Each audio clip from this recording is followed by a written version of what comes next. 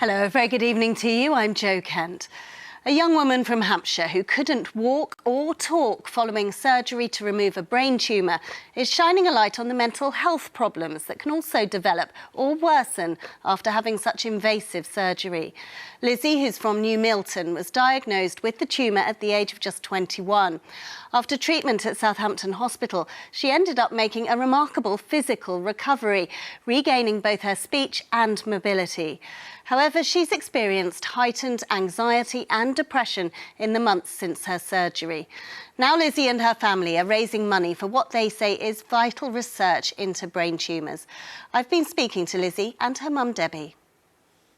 Of course, we wish Lizzie all the best. Well, Ryan Matthew is an associate professor and consultant neurosurgeon, and he says mental health problems following surgery aren't uncommon.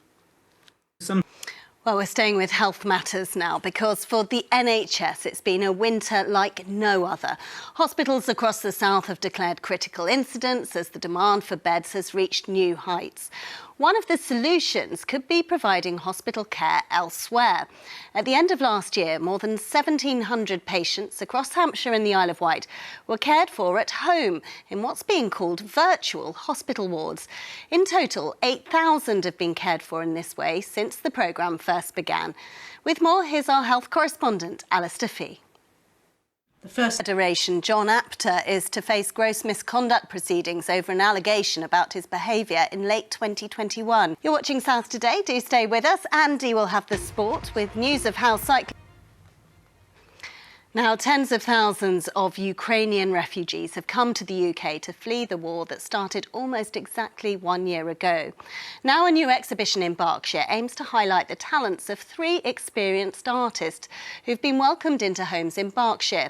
We've been to speak to Nadia, Natalia and Luda about their work and how it helped them to cope with the upheaval and uncertainty of the last 12 months. Some great work there, and that exhibition called War Art Hope is at the West Berkshire Museum in Newbury and runs until the 26th of March. 2 short films showing the reality of what it's like to live with food insecurity have been released by the non-profit organisation Good Food Oxfordshire. The videos feature 2 Oxfordshire people who are struggling to afford enough food. The group wants to destigmatise asking for help from emergency food services like food banks and hopes the new films will raise awareness about the help that's available. Sarah Loudon has more. Well, time for us to move on to the sport now. As you can see, Andy Moon is with me here in the studio, and we're going to start with the news of a bit of a sporting comeback. Because it's terrible, isn't it, when you're watching an event and something disastrous happens and you think about all that hard work, that training, and it's just gone down the chute in an instant. It's more dangerous than pancake racing, that's for sure. Yes, it's bad enough to get injured, but in front of everyone, it makes it that much worse.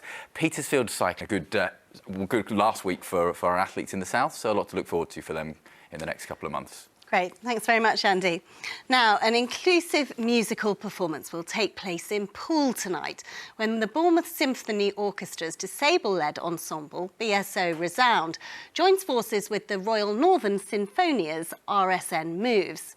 Tonight's concert, called Musical Changemakers, will open with a new piece which blends traditional instruments with electronic ones developed specifically for musicians with impairments. Simon Marks went along to see the rehearsals. Yeah, it sounds fantastic. Should be a great night, I think. And now, while that concert is on tonight only, if that has whetted your appetite, it is also available via streaming. Now, that's for a cost of £10 on the website bsolive.com. You need to look for Musical Changemakers on that site. But do be quick, because it starts in just over half an hour. Looked great, though, didn't it? Fantastic. Yeah. Well, Sam is here with the weather. Andy, I didn't like to tell you, but you clearly didn't get the memo about the leopard print. No, and you look so good in your fetching tiger stripe. Let's see what the weather was doing today. Some lovely pictures came in. Colin Lennox-Gordon took...